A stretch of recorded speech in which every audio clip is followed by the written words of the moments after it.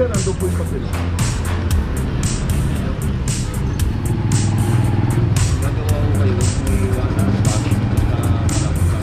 Ito lang sir.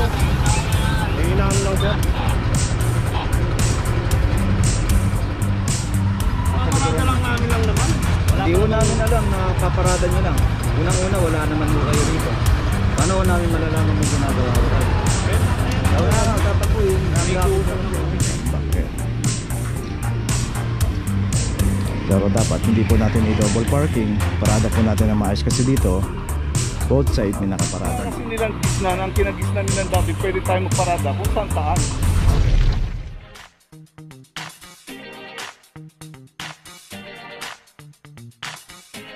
Papa Joe TV!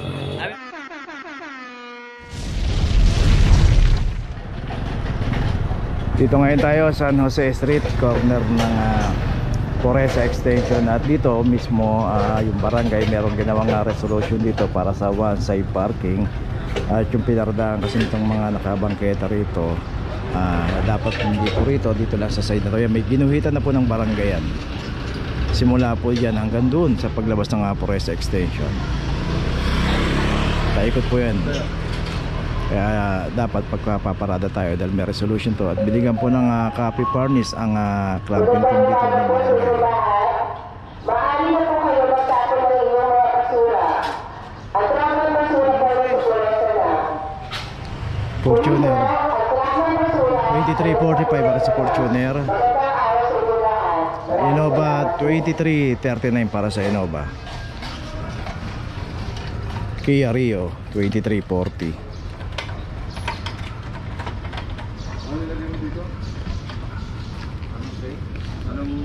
Presa na lang.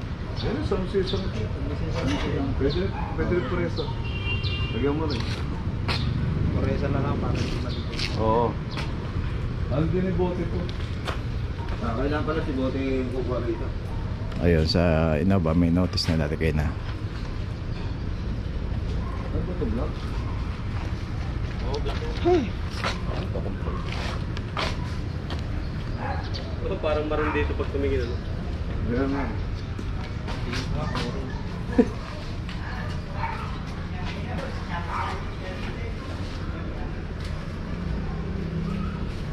Sa Fortuner may notice na rin. Isa na lang ho yung ginagawa rito sa Kia Rio.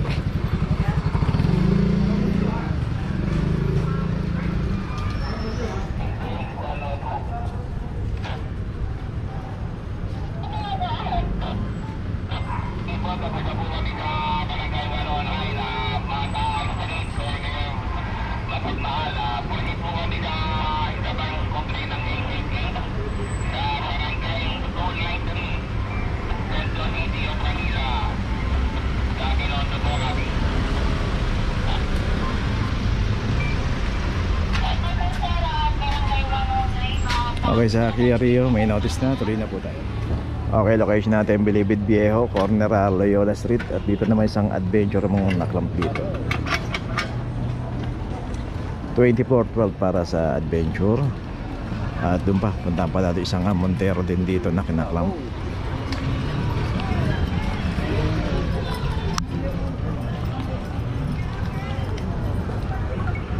At ito isang Montero, wala rin ang driver. 2318, at dito pumarada sa may tapat ng Mabini Health Center. Dito nga sa kahaba ng Bilibid Viejo, pag dinaretso natin yan palabas ng Legarta, at yung unang kanto dyan pumaliwa tayo sa may palabas naman ng Loyola Street. So dito iwasan po natin pumarada. May mga pay parking po rito, marami. Diretsuin po natin yan.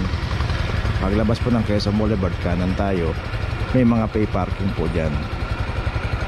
At dito kasi pag dito tayo inabot, wala namang parking attendant dito, dito naman pay parking to. Matik na po yung Montero, meron na.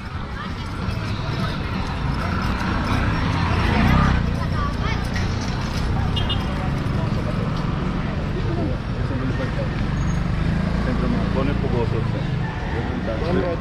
Ano sir, nandun po yung papel.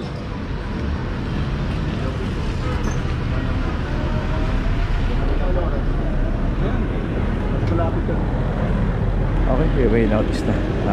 Naipaliwanag doon yung 18 liter. Tuloy na po tayo. Dito naman tayo sa Gonzalo Puyat, corner CP de Guzman. Dito, pumarada itong isang Chevrolet sa may tulay. 2414. So bawal na bawal pong paradahan to. Dapat bago tayo pumarada, tingnan natin kung nasa tulay tayo. Gaya nito. Saka yung pa isa, yung isang sasakyan dito na Suzuki RT kayo, may club na rin 2407. At meron na rin nga notice.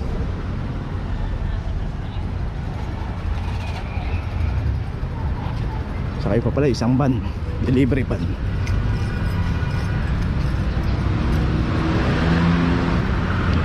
Yung delivery van naman, ito walang driver, naka street corner pa rito. 2321. Ito na po yung CP de Guzman, Gonzalo Puyat, corner CP de Guzman. Kasi ito na po yung Quezon Boulevard. Yan na po.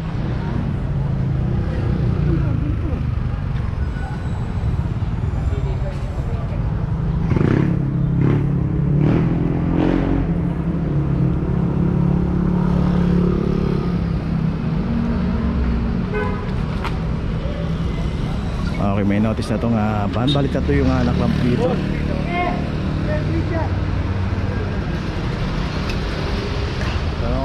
Isang delivery van, saka yung Chevrolet, saka yung Ertiga. Tatlong sasakyan ang naklam dito. Tuloy na po tayo. Location natin G-Tuason Extension, corner MF Hoxon. Dito rin yung isang Hyundai Accent ang naklam dito. Dito nga makita natin merong signage ay no parking, clamping zone.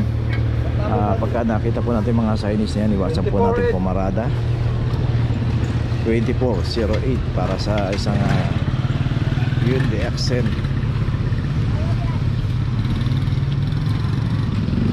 Dito rin yung isang L300s. Nakita rin kasi natin pinaradahan dito, may signage dito, no parking. Ayan. So ito pa, so pag nakita natin kabila na yung signages, huwag na natin paradahan. 2341 para sa isang L300. Kakabit ng internet ata ito.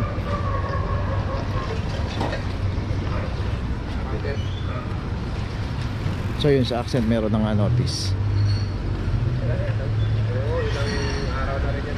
So sana pagka pinarada natin, pasok na lang natin sa mga secondary road. Kasi sa mga secondary road hindi po nagkaklam yung clamping operation.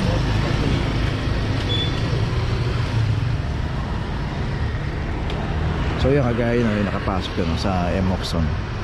Kinarangan na ng may nakaharang na bakal doon para hindi na sila lumakpas dito.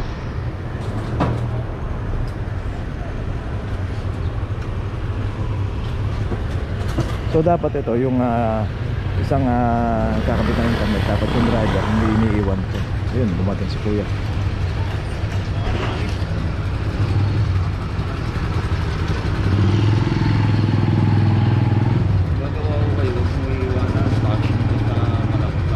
Ito lang sir. May hinaan lang sir.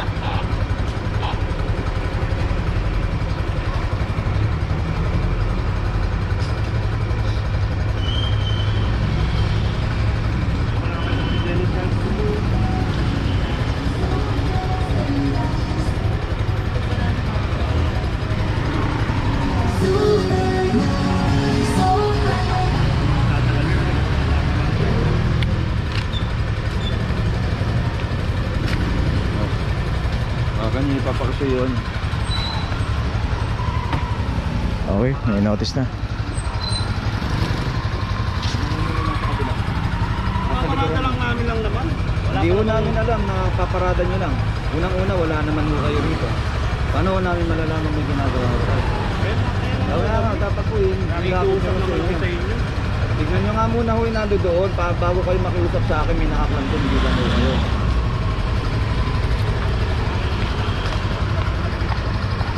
Okay, so nagkakabit daw siya ng internet.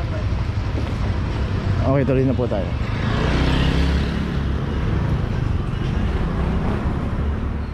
Okay, dito ngayon tayo sa Emoxon, corner ng Jitwasan Extension. At yung isang Suzuki Ertiga rito, naka double parking. 23.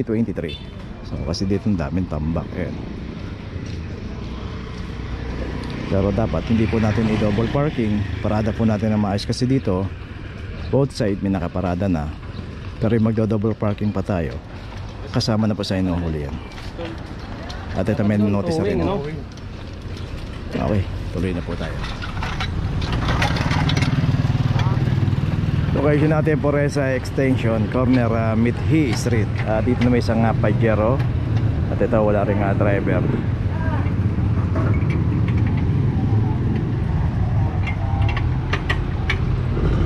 $23.41 para sa Pajero.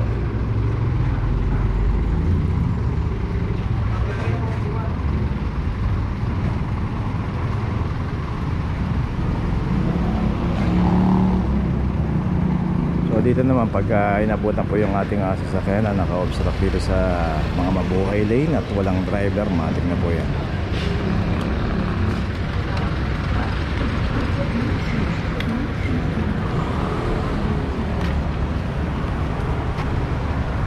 Okay, yung Pajero may notice na, tuloy na po tayo. Meron pa rin, punta natin.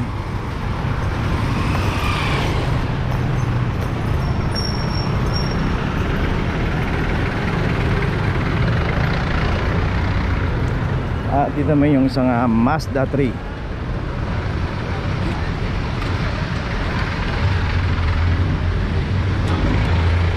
$24.13 para sa Mazda 3.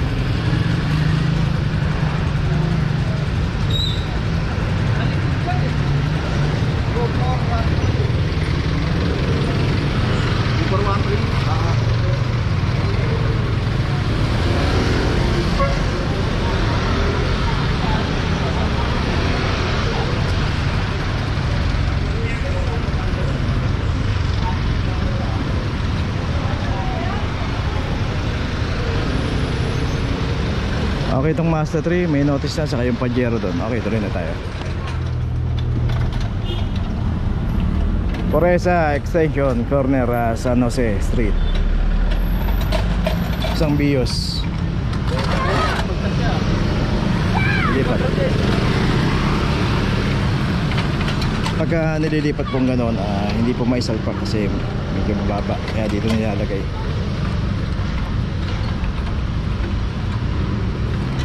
$24.10 para sa Bios.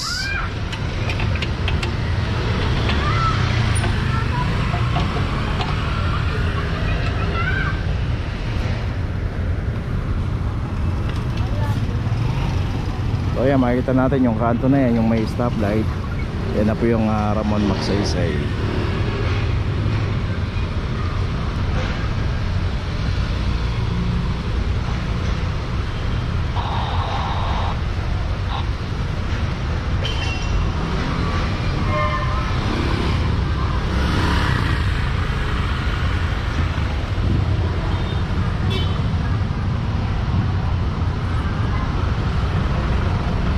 May notice na itong Bios, tuloy na po tayo.